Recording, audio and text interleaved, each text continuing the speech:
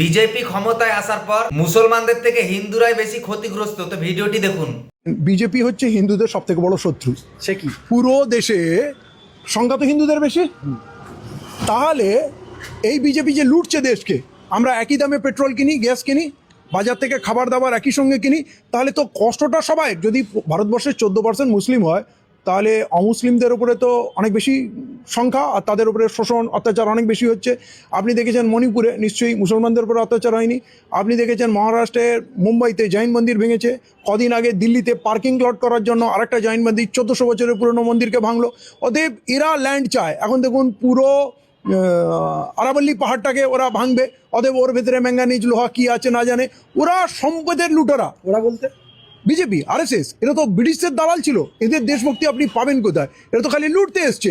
এরা হিন্দু হিন্দু করে। এদেশের হিন্দুরা সব থেকে খারাপ পজিশনে আছে। হিন্দুদের আর্থিক অবস্থা খারাপ, হিন্দুদের আর এই ভিডিওটি প্রচুর পরিমাণে শেয়ার করে দিন।